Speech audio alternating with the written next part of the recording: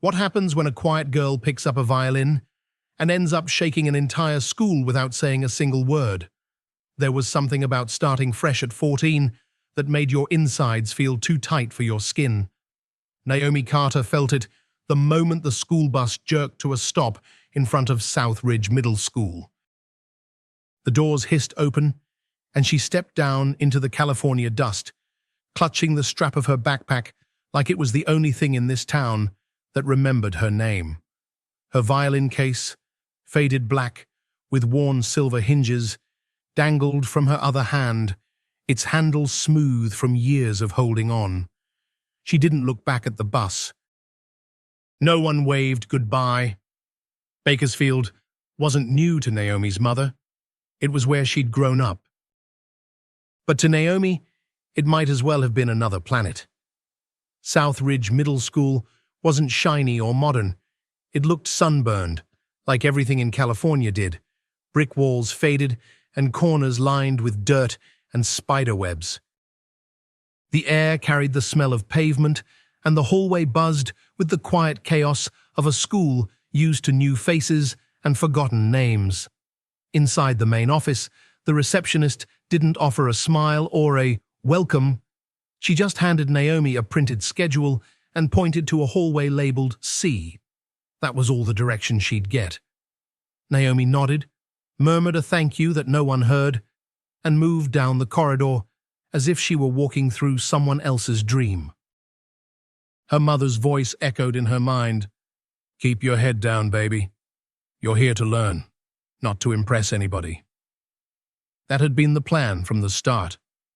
No drama. No noise, just her music, her grades, and hopefully a quiet school year. She didn't expect to make friends. She didn't even want to. But it turned out people noticed silence more than she thought they would. By the time the lunch bell rang, she'd already picked up nicknames she hadn't asked for. Violin girl, mute chick, new girl with the pretty eyes. She heard them whispered from lockers, behind folders, down cafeteria tables. Naomi didn't react. Let them talk. She wasn't there to explain herself. All that mattered was Period 7, Orchestra, Room 117. The room was already buzzing when she walked in. Students tuning instruments, laughing, trading gossip. Naomi stepped in carefully, hugging the wall, eyes scanning for an empty seat. She kept her violin case close, the initials JC carved near the handle, Janelle Carter. Her grandmother, the woman who had taught her to hold the bow steady and the world at arm's length. That violin wasn't just wood and strings. It was the last gift Naomi had ever received from the person who had loved her most. Every time she touched it, she felt steadier, like she could breathe a little deeper in places that didn't want her. She took a seat in the back, opened her case quietly, and placed the violin on her lap. She didn't speak, didn't draw attention, but some attention found her anyway. The teacher, Mr. Vincent Hale, stood at the whiteboard, his back turned to the class. He wore a grey blazer that didn't quite fit, and when he turned around, his smile looked like it belonged to someone else. Forced. Tight. "We've got a new addition," he said, like he was introducing a replacement music stand instead of a person. "Naomi Carter. She'll be joining us this semester." She gave a small nod and looked away. No one clapped. A few students glanced over, but most went back to what they were doing. Mr. Hale didn't ask her what she played. He didn't ask anything at all, and that was fine with her. She didn't want the spotlight. She only wanted the music. Mr. Vincent Hale wasn't like most teachers at Southridge Middle School. He didn't shout, he didn't need to. His voice had an edge to it, a dry, clipped sharpness that made students sit straighter, not out of respect, but out of quiet discomfort. When he spoke, the room listened, Not because it wanted to, but because it didn't want to find out what might happen if it didn't. He had been teaching orchestra for over 12 years, and most students assumed he used to be a serious musician. Some said he toured with a chamber group once, maybe even played at a conservatory. But if those stories were true, they weren't told with admiration. They were whispered like old rumors, coated with the dust of disappointment. Hale wasn't someone you looked up to. He was someone you avoided irritating. The class had favorites. It didn't take long to notice. A small group of students always sat in the front, well-dressed, always confident, parents on the PTA or donors to the school's music program. They were the first ones chosen for solos, the ones who got applause before they even played a note. Their names were spoken like they belonged on banners: Elise, Connor, Madison. Everyone else? Background noise. Naomi didn't mind being invisible. In fact, she preferred it. She'd quietly unpack her violin, tune it with careful fingers, and join in when rehearsals began, softly, never too loud, always just enough. Her sheet music was folded neatly, marked in pencil like her grandmother had taught her. Her bow hand never trembled. Her posture never slouched. Some students began to notice, especially the ones who weren't front-row favorites. Lila Monroe, a girl who sat 2 chairs over during tuning, leaned in one afternoon and whispered, "You play better than Hale's pets, and you don't even try." Naomi didn't answer. She just tightened her bow, dipped it lightly in rosin, and kept her eyes on the page. Praise wasn't something she chased. She didn't need it, but she could feel the shift in the room. Some students were watching her more closely. And so was Mr. Hale. Maybe it was her silence. Maybe it was how she didn't ask questions, didn't seek approval. She didn't laugh at his dry jokes. She didn't rush to raise her hand. She didn't need his validation like others seemed to. That bothered him. You could see it in the way his eyes would linger just a moment too long when they landed on her.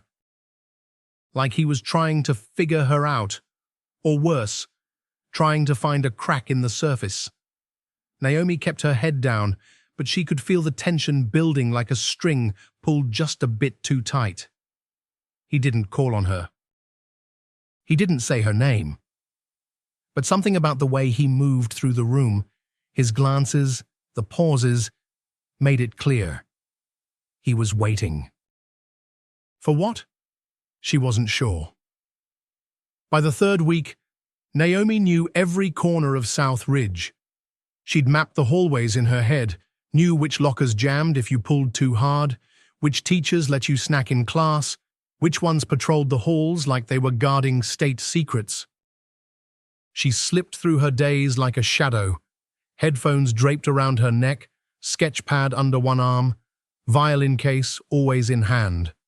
But in the orchestra room, Mr. Hale's attention followed her like a breeze that knew how to make your skin prickle. He never raised his voice, but his sarcasm was sharper than any scolding, and his favoritism was no secret. The chosen few got everything: first chair, solos, compliments. Everyone else stayed quiet, learned their parts, and disappeared when rehearsal ended. Naomi didn't mind that system. It was predictable, safe, and it kept her out of the spotlight. But Mr. Hale didn't like what he couldn't control. And Naomi? She wasn't doing anything wrong, but she wasn't playing the part he expected either. That made her a threat. She didn't talk back. She didn't rebel. She just existed in a way that made him uncomfortable. She reminded him, perhaps, of someone who once had talent, but didn't need applause. Someone who didn't need him. And that was something Vincent Hale was never good at handling. It happened on a Monday afternoon, the kind of day that clung to your shoulders like damp laundry. The air inside room 117 felt heavier than usual, thick with tuning pegs turning and the soft screech of mismatched strings. Naomi Carter sat in her usual spot, her back to the wall, eyes on the sheet music she didn't really need. She had already memorized the Mozart ensemble piece the class had been rehearsing for the past week. Her bow rested across her lap, her fingers adjusting it out of habit more than necessity. She wasn't expecting anything to happen that day. In fact, she'd gone out of her way to make sure nothing would. But Mr. Vincent Hale had other plans. A cello student in the front row had forgotten their music.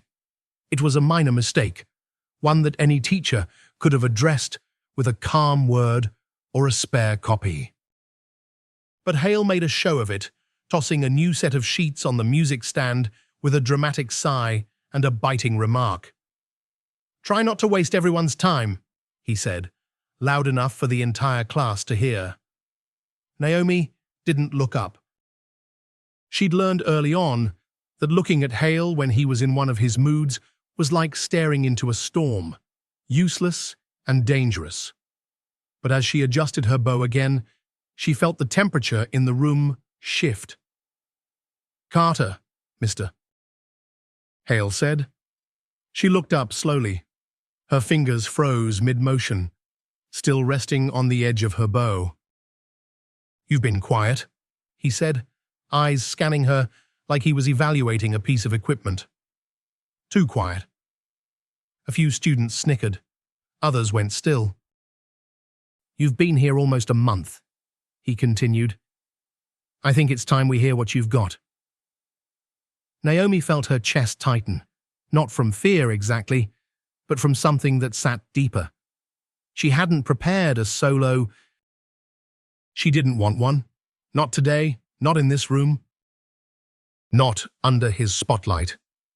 Still, she stood. She didn't do it for him. She did it for herself and for her grandmother. "Great, Mr." Hale said, stepping aside with a mock flourish. "Let's hear what kind of magic you can do." The way he said magic made the word feel like an insult, like he was daring her to fail. Naomi didn't flinch. She lifted her violin, settled it gently under her chin, and took a deep breath.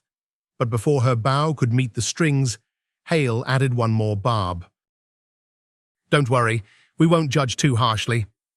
The room stirred. Quiet laughter. The kind that stings more than the loud kind. Naomi didn't look at him. She didn't look at anyone. She just played. It wasn't a flashy piece. No dramatic runs or crescendos. Just a slow, haunting melody her grandmother used to hum while cleaning the apartment on lazy Sunday mornings. A piece most of the class wouldn't recognize, not because it was obscure, but because it was honest. The first note settled over the room like a drop of rain on dry soil. The second note followed, rich and warm. Her bow danced.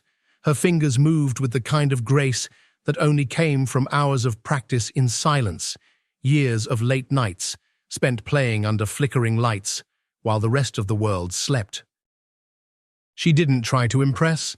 She wasn't reaching for approval. She played like she was remembering something beautiful and painful all at once. Mr. Hale didn't move. His arms folded across his chest, jaw set. But Naomi could feel his attention sharpen like a knife being pulled from a drawer. Where did she learn that? Who does she think she is? She didn't stop. Not for his questions, not for his scowl. She played until the room felt like it wasn't a classroom anymore, but something else. Something sacred. When she finished, the silence didn't break right away. It pressed against the walls, heavy, real. No applause, no comments, just silence. Naomi lowered her instrument, stepped back, and gently placed it across her lap. A voice from the back whispered, "Damn." That was all. She sat down, like nothing had happened. But something had. Everyone felt it. Mr. Hale said nothing. His face didn't change, but something in his posture shifted, like he'd been slapped with something he didn't see coming. The next day, the classroom felt different. Not loud, not chaotic. Just watchful. Students who'd never noticed Naomi were stealing glances.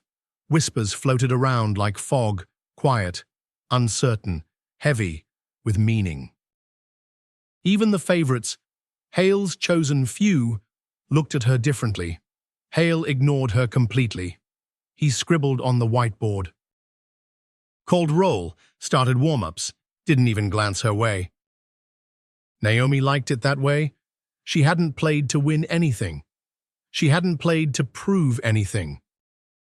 But now the room had changed, not because of what she'd said, but because of what she hadn't. Naomi Carter came into room 117 that Tuesday like she always did, head down, headphones around her neck, violin case in hand. She moved with purpose, but not urgency. The kind of movement that came from knowing where you belonged, even if no one else thought you did. She slipped into her seat at the back of the orchestra room and quietly began unpacking. The whispers were louder today. She didn't need to look to know they were about her. Even students who had never said 2 words to her were suddenly curious, watching from behind folders, stealing sideways glances when they thought she wouldn't notice. No one said anything directly, but the weight of attention pressed against her shoulders like a violin strap worn too tight. Mr. Hale was already at the front of the room, scribbling notes on the whiteboard with the same stiff posture he always wore, like pride was the only thing holding him up. He didn't acknowledge her. Didn't speak her name, didn't even look in her direction, and Naomi liked it that way. She didn't want applause, she didn't want questions, she just didn't want to be dragged into anything. But Hale wasn't the kind of man who lets silence sit too long. Halfway through the period, he clapped his hands once. The sharp sound bounced off the walls, pulling everyone's attention like a bell. "All right," he said, voice casual but laced with something else. "Let's break routine a little." The room stilled. The front row students straightened in their seats. The others just waited, uncertain. "Today, we're going to do something different. A little solo rotation," he continued. "Just a few bars each. Coldplay. No sheet music." A few groans rippled through the class. One student muttered, "Man, for real?" Hale ignored them. "We'll start from the back." Then his eyes locked on Naomi. "Naomi Carter," he said. "Why don't you kick us off?" It wasn't a question. Naomi paused, not because she was scared, but because she knew what this was. It wasn't about music. It was about control. About putting her on the spot, again, in front of everyone. She opened her case slowly, her hands moving with a steady grace built from years of practice in a cramped living room where the fan hummed constantly and the carpet had worn thin from her feet. She stood, but before she could lift her violin, Hale chuckled, just loud enough. "Let's hope we didn't just catch lightning in a bottle yesterday." The class laughed, but it wasn't the fun kind. It was nervous, uneasy. Some looked down, others stared at Naomi, waiting to see if she'd crack. She didn't. She didn't flinch, didn't smile, didn't speak. She played, but this time, it wasn't a gentle melody from childhood. It wasn't soft or cautious. It was bold. The first notes sliced through the room, sharp, fast, complex. She chose a passage from Sound Cells, a modern composition few middle schoolers had even heard of, let alone attempted. It was messy and angular, built for tension, the kind of music that didn't wait for permission. Her fingers moved with impossible speed, each note building on the last, rising like a storm. There was no sweetness in the sound, just clarity, precision, power. She played like she was daring someone to stop her, and no one did. Mr. Hale stepped back, arms dropping from his chest. The class went still. The room held its breath. When Naomi stopped, the silence was louder than the music had been. Not stunned silence, not polite silence. It was real. Hale smiled, but it wasn't kind. It was tight. Forced. Impressive, he said, for someone who doesn't exactly look like the conservatory type. The words hit the room like a crack of thunder. No one laughed this time, not even his favorites. One boy in the front row looked from Hale to Naomi, then back again, like he wasn't sure he'd heard what he just heard. Naomi froze, her eyes fixed on Mr. Hale. Sharp, calm, she didn't cry. She didn't storm out, she just looked at him, and it was enough to shake the air. Hale moved on like nothing happened. All right, he said, his voice too loud now. Let's keep it going. Jonah, your turn. Jonah didn't move. His hands were shaking. From 2 seats over, Lila Monroe whispered, "That was messed up." Naomi sat back down, slow and steady. Her fingers still curled around her bow like she was holding onto something bigger than wood and horsehair. Her heartbeat wasn't fast, but it was loud, steady, like it was keeping count. That afternoon, Naomi didn't go to her next class. She walked straight to the counselor's office. She didn't ask to file a complaint, didn't say a word about what happened. She just looked at Ms. Evelyn Shaw and asked, "Are there any music programs outside school I can join?" Ms. Shaw tilted her head. "You're the girl who played yesterday, right?" Naomi hesitated, then nodded. "You shook up the whole music wing," the counselor said. "I had 2 teachers asking who you were." Naomi looked down at the floor. "I just want a place to play without it turning into something else." Miss Shaw didn't speak right away. Then she opened a drawer and pulled out a folded flyer. "There's a youth program downtown. Saturday mornings. They don't care where you come from, just how you play." Naomi took the flyer and left without saying much. But word had already started moving. And this time, it wasn't whispering. It was walking straight through the halls of South Ridge, and it had Naomi Carter's name on it.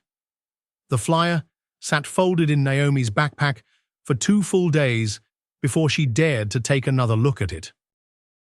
Not because she wasn't interested, but because a part of her still wasn't sure she belonged anywhere. Downtown Bakersfield Youth Ensemble Saturdays, 9 a.m. Noon. No auditions. No fees. Just music. The words were printed in bold, cheerful font, probably designed by someone who believed in possibility.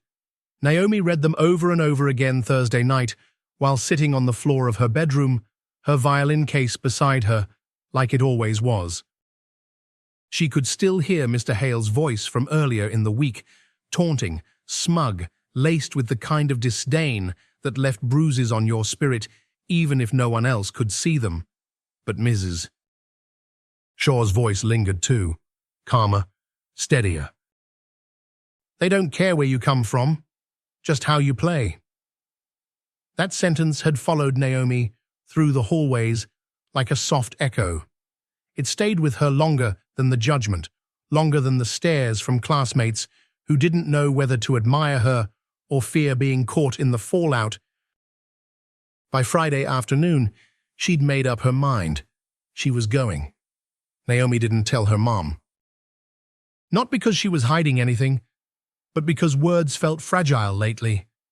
Explaining would have meant opening up, and opening up would have meant letting all the frustrations spill out before she was ready to make sense of it. So instead, she set her alarm. She laid out her clothes. She polished her violin until the initials on the handle gleamed. J.C. Janelle Carter.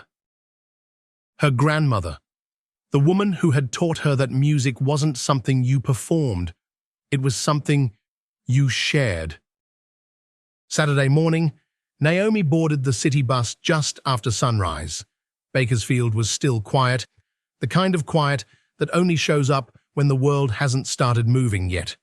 She sat near the back, violin case resting upright between her knees, and watched the city pass by in soft blurs of concrete and sunlight.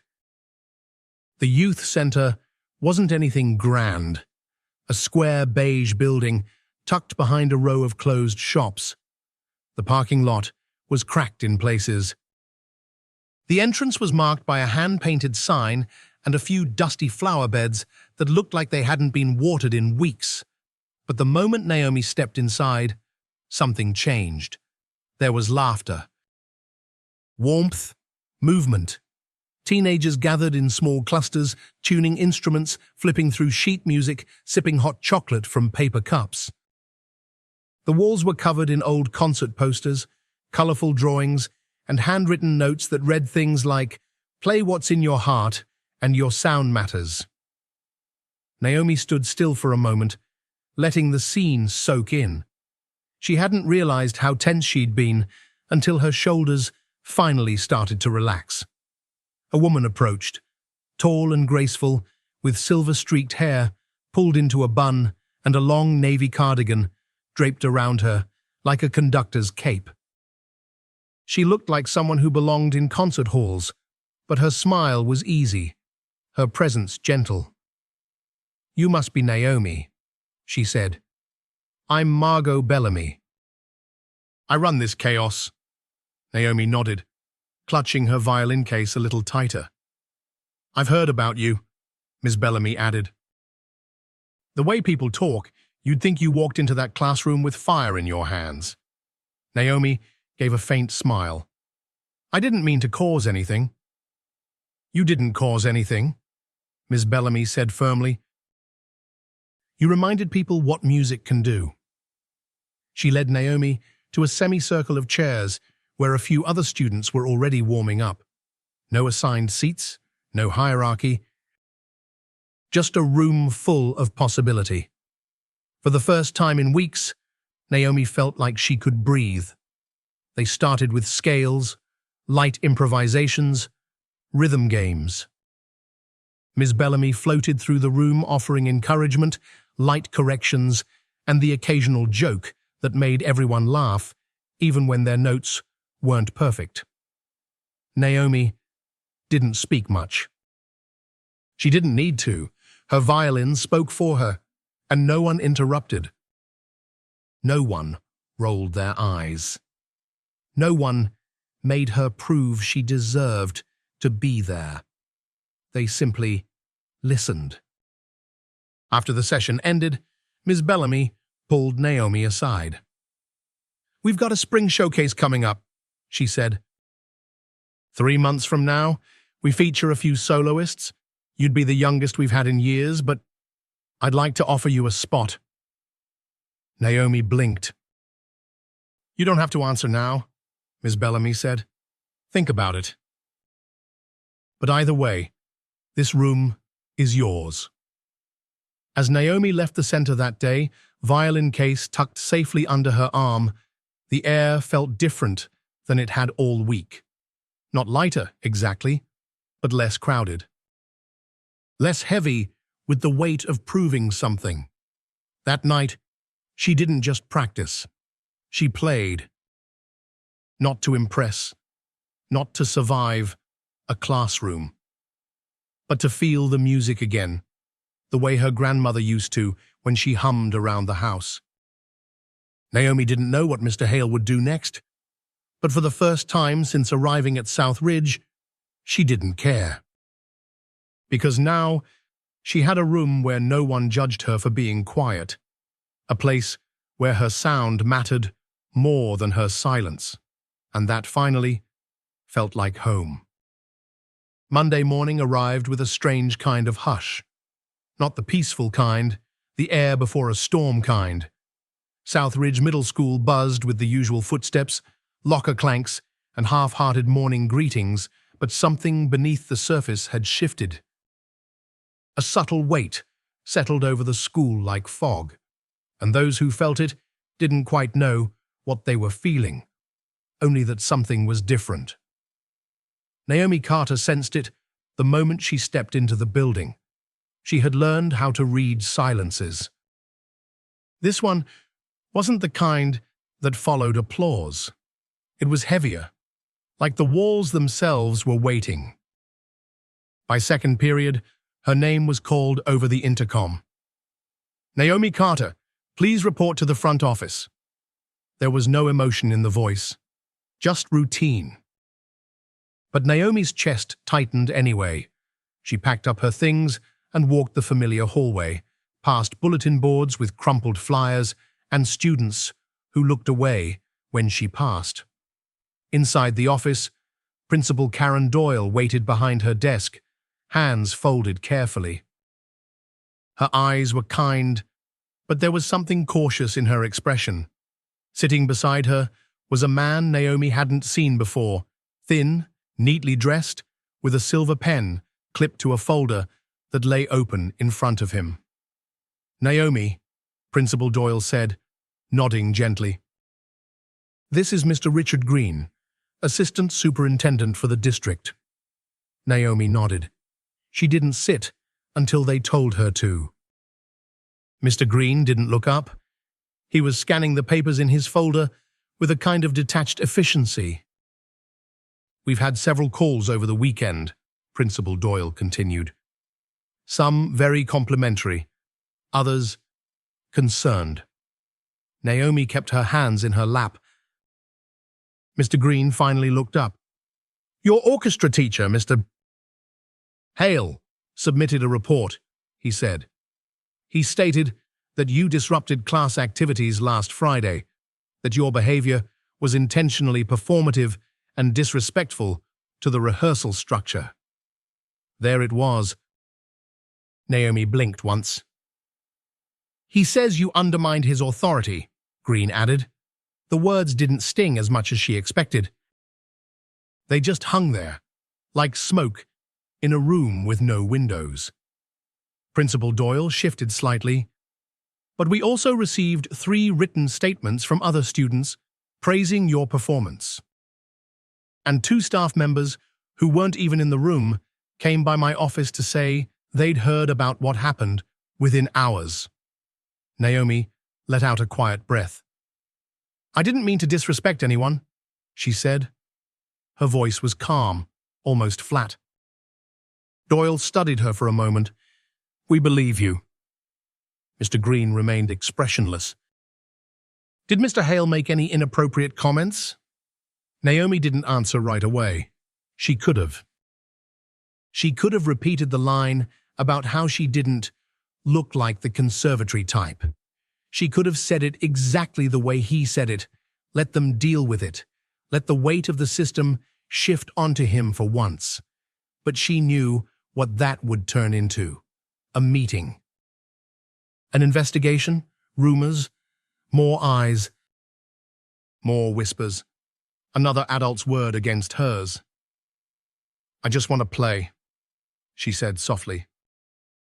It was the most honest thing she could offer. Principal Doyle nodded. "You'll still be allowed to participate in class and in upcoming performances. If you feel uncomfortable at any point, you come here immediately."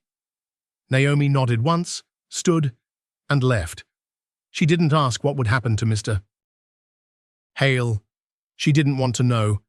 Back in the hallways, the air still felt strange. But now it carried something new. Curiosity, awareness. Not everyone knew what had happened, but enough had heard whispers to start seeing things differently. Some teachers looked at Naomi with quiet respect. Others avoided her altogether. But the students, they were changing. More and more of them started talking to her. Not full conversations. Not yet, but questions. Where do you learn to play like that? Can you teach me how to do that vibrato thing? Are you doing music outside school? Even some of Hale's favorite students began drifting. They still followed the lesson, but their eyes weren't on him anymore. They were watching her. That Thursday, something unexpected happened. Naomi was at her locker when Ms. Evelyn Shaw approached. "You free after school?" she asked. Naomi nodded. "There's someone I want you to meet." Later that afternoon, tucked into a quiet corner of the music wing, Ms. Shaw introduced Naomi to a woman named Ms. Margot Bellamy, the director of the Bakersfield Youth Ensemble. She was elegant but not intimidating, warm but sharply focused. "I've heard about you," she said, her voice steady. "The way people talk, you'd think you played with fire in your hands." Naomi offered a shy smile. "We've got a slot open for our spring showcase," Ms. Bellamy continued. "You'd be the youngest soloist we've featured in 5 years." Naomi hesitated. "What if my school finds out?" Ms. Bellamy's lips curled into a soft grin. "They probably will, but they won't be able to do a thing about it." That night, Naomi practiced like she hadn't in weeks. Her grandmother's bow felt steady in her grip, like it still remembered the path forward, even when she didn't. Whatever Mr. Hale had tried to do, shame her, corner her, erase her, was starting to unravel. Not because she fought back with anger, but because the truth had found its voice, and it wasn't hers alone anymore. It was the students who spoke up. The teachers who paid attention, the girl with fire in her hands who decided that her music belonged, even in rooms where some didn't want to hear it. The Bakersfield Civic Center wasn't grand by most people's standards. The floors creaked. The stage lights flickered if the wiring wasn't just right. The chairs had thin cushions that made audiences shift after 20 minutes. But on the night of the Youth Ensemble's spring showcase, it might as well have been Carnegie Hall. Families filled the auditorium slowly, buzzing with weekend energy. Some came with flowers, others with folding cameras. Parents adjusted jackets and tugged at their kids' collars. Teachers took their seats in the middle rows, nodding politely as they recognized each other. The orchestra warmed up backstage, a blur of tuning, murmurs, and nervous laughter. And in the corner of it all, Naomi Carter sat alone. Her violin case rested open beside her, the bow polished to a gentle gleam. Her heels tapped softly against the floor, not out of nerves but rhythm, her body counting time before the performance even began. She wasn't scared. She had already faced worse. What she felt now wasn't fear, it was release. Across the room, Ms. Margot Bellamy peeked through the curtains and turned back toward Naomi. "You ready?" Naomi looked up. "I think so." Mrs. Bellamy gave a warm smile. "You don't have to prove anything. Not to them. Not to me, just to yourself." Naomi nodded once. When her name was announced, the room hushed. Not dramatically, not in a wave of shock, but in that subtle, collective way people quiet down when they know they're about to witness something worth listening to. "Soloist, age 14, the program had said. Just a few words. But they had been passed around school hallways all week, whispered through music rooms, and posted on social media by proud relatives. Everyone was curious. Naomi walked out with calm, measured steps.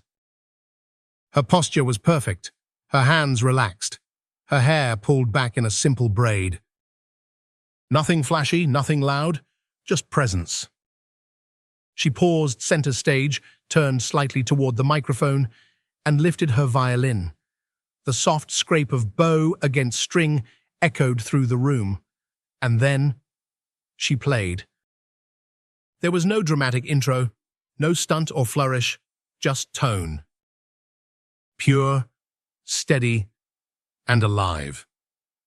She chose a composition by Shostakovich, not the easiest, not the safest, the kind of piece that dared you to feel something. The kind of piece that, if played wrong, fell apart completely. But if played right, it told stories words couldn't hold. Each note she touched felt deliberate.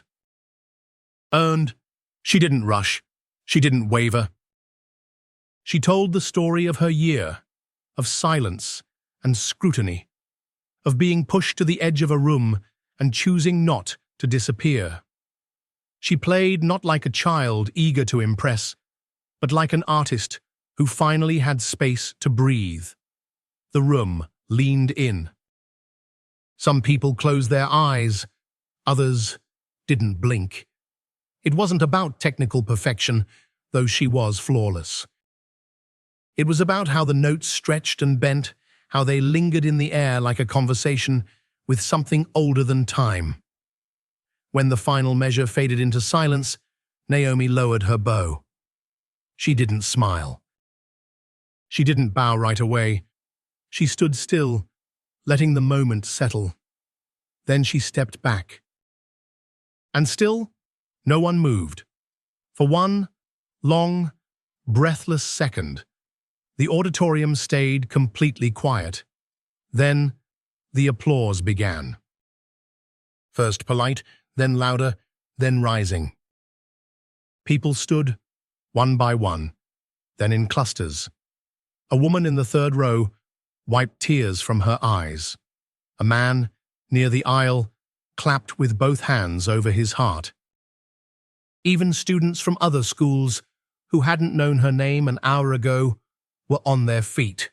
Backstage, Miss Bellamy stood just off the curtain, arms crossed gently, watching the way Naomi soaked in the sound, not as praise, but as permission. You belong here. You always did. Naomi walked off stage and collapsed onto a folding chair, violin still cradled in her arms. Her hands were shaking, not from nerves, but from the weight of letting go. For the first time in months, she wasn't bracing for judgment. She had said everything she needed to say and hadn't spoken a single word. That night, a local arts blogger published a review of the performance, calling Naomi Carter a prodigy with poise. The post was shared by a regional newsletter. Teachers printed out the article and tacked it to music room bulletin boards. At school, no one said anything to Mr. Hale. No one had to. The story had already spoken louder than any reprimand. Word was, he had been asked to step down from a leadership position in the music department. No announcement, no apology. Just a quiet absence in meetings where he used to speak the most. He still ran his classes, but something about him had changed. The sharpness was gone. So was the swagger. Some students noticed. Others didn't care.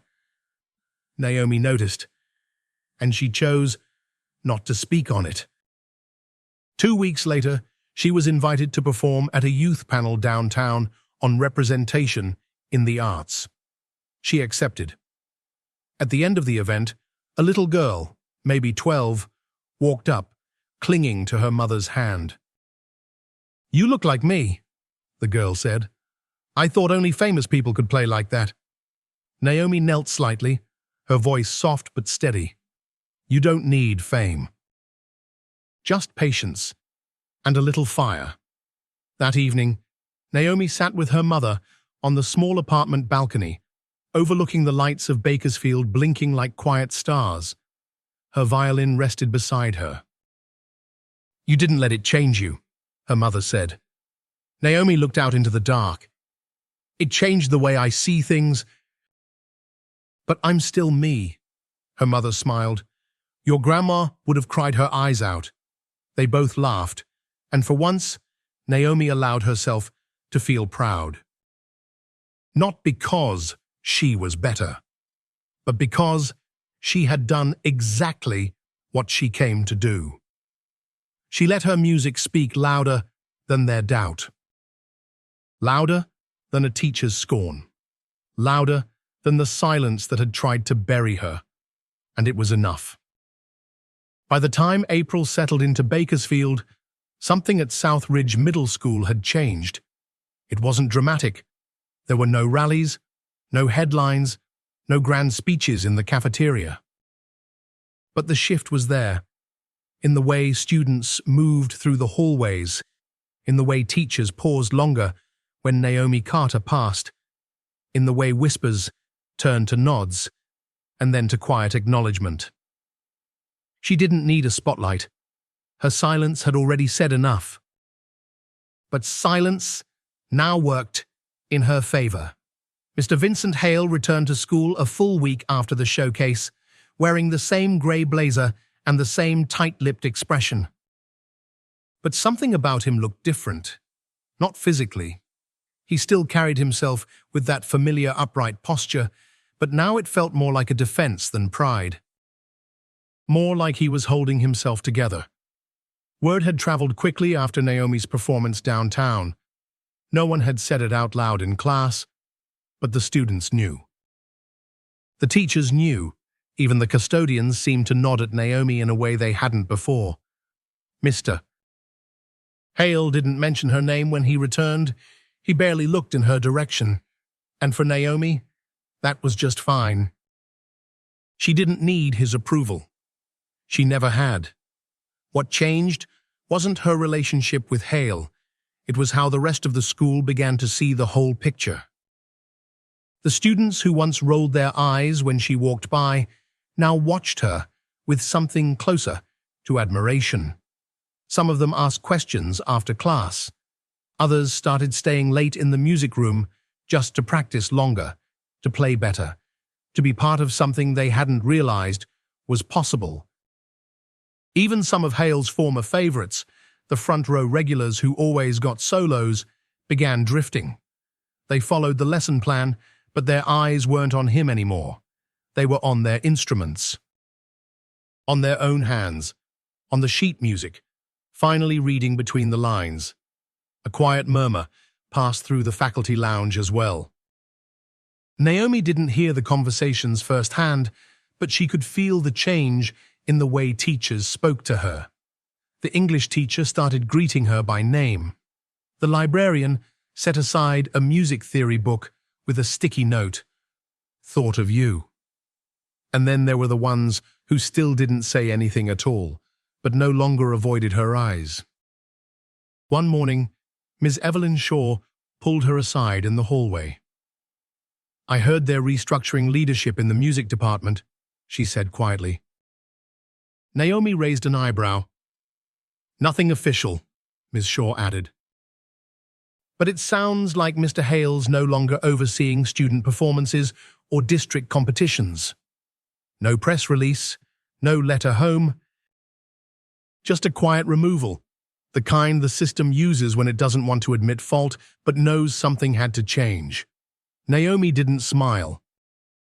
But she didn't frown either. She simply nodded and moved on. Because that was the thing about change, it didn't always announce itself. Sometimes it whispered, and sometimes it looked like a teacher whose words used to cut, now choosing silence instead. That Friday, during 7th period, Hale passed out new sheet music without commentary. He didn't assign solos, he didn't joke with the front row, he didn't stop at Naomi's desk. The room had a strange calm to it, not tense, not heavy. Just quiet, as if everyone was still waiting to see what came next. Naomi played her part, blending with the group, but not hiding. Her posture was poised, her bow smooth. She didn't force the attention, but it found her anyway. After rehearsal, one of the younger students approached her with cautious steps. "Hey, Naomi?" She turned. "Could you show me how you do that thing with your wrist when you play fast notes?" "I keep getting stuck." Naomi didn't hesitate. "Sure," she said, and just like that, a line was crossed, not of rebellion, but of recognition. Over the next 2 weeks, more students began to open up. They asked her about the piece she played downtown, about how long she'd been practicing, about what it felt like to perform alone on stage. Some of the questions were shy, some were eager. All of them were sincere, and Naomi answered each one, not with superiority, but with quiet kindness. She knew what it felt like to sit in the back of a room and wonder if your voice mattered. Now she had proof that it did. One afternoon, as she was packing up her violin, Lila Monroe lingered nearby. "You know," she said, "he's not the same." Naomi looked up. "Hail," Lila clarified. "He used to walk around like he owned the place. Now, he barely speaks above a whisper."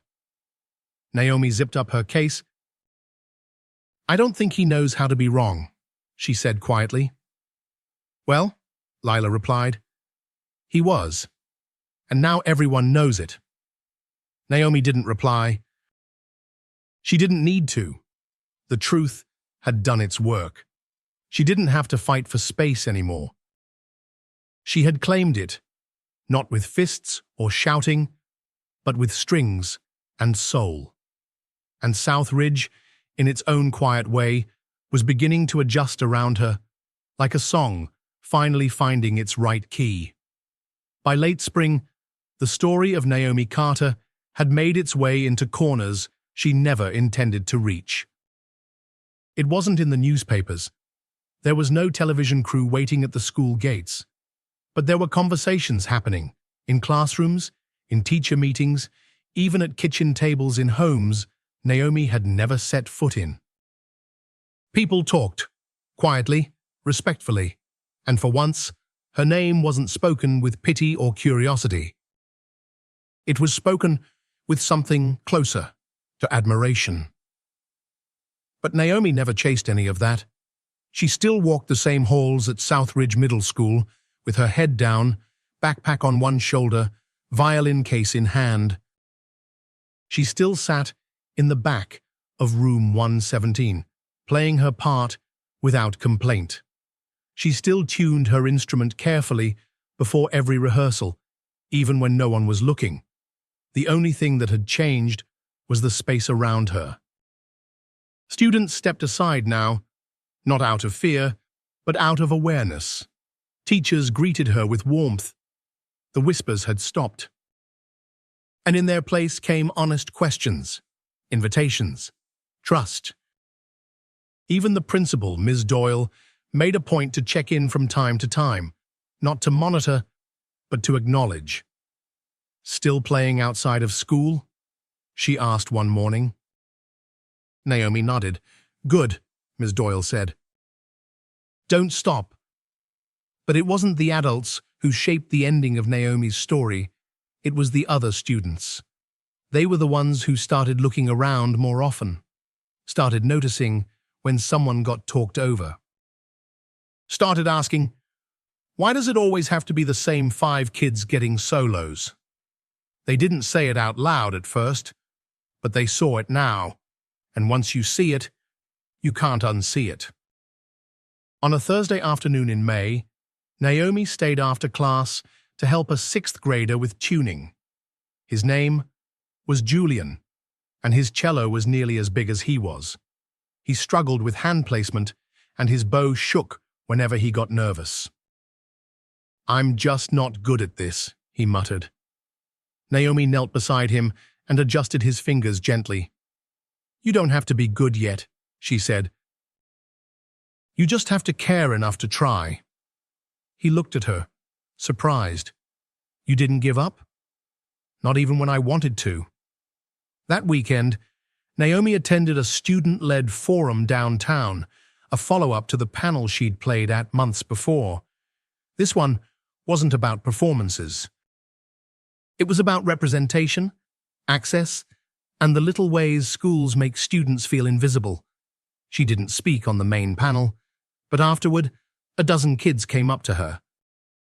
Some were middle schoolers like her. Some were in high school. One girl wore thick glasses and held a flute to her chest like a shield. I started practicing again because of you, she said. Naomi smiled. She never knew what to say in those moments. But she didn't need to. They weren't asking for advice. They just wanted to say, thank you. That night, Naomi sat on the balcony with her mum again. The city lights blinked across the horizon. Her violin rested beside her, untouched. You didn't let it change you, her mother said, just like she had after the Civic Center concert.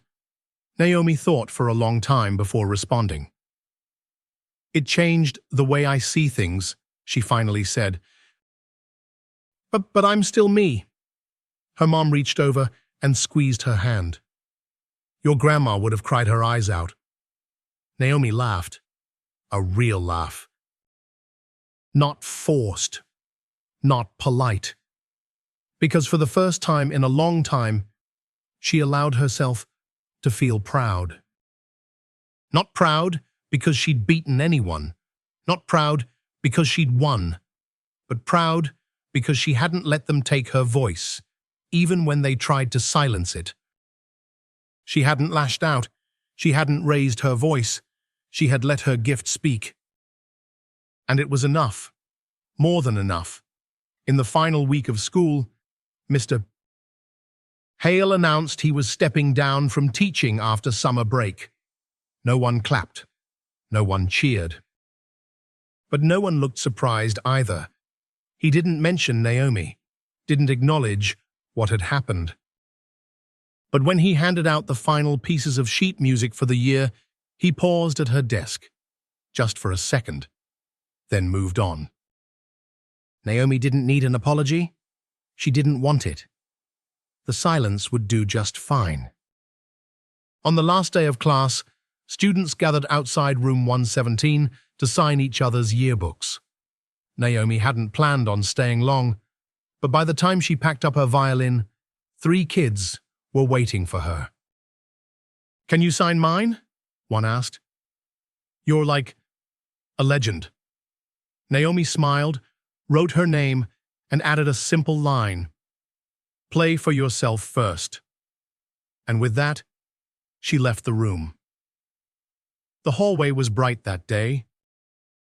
The kind of golden sunlight that felt like permission. She didn't know what the next year would bring. Didn't know which stages she might stand on. Didn't care if anyone ever called her a prodigy again. She had already done the hardest thing a young person can do in a world full of noise and judgment. She stayed herself. She let her silence grow roots. She let her music build bridges, and she reminded an entire school what it sounds like when truth is played without fear. Life doesn't always give you the chance to speak up, but it always gives you a choice in how you respond. Naomi Carter's story is a reminder that dignity doesn't come from applause and strength doesn't always look loud. Sometimes it's the quiet ones who teach the loudest lessons. In a world that often rewards those who shout the most, Naomi showed that consistency, grace, and inner conviction can outlast arrogance. She didn't retaliate with anger when she was underestimated. She let her gift speak for her. And in doing so, she didn't just change a classroom.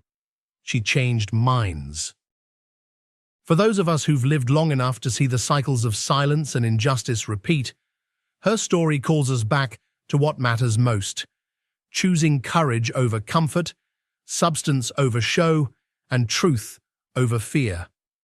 Whether you're young or old, you still have the power to inspire, not by shouting, but by standing steady in who you are. Because when your voice comes from the heart, even silence listens.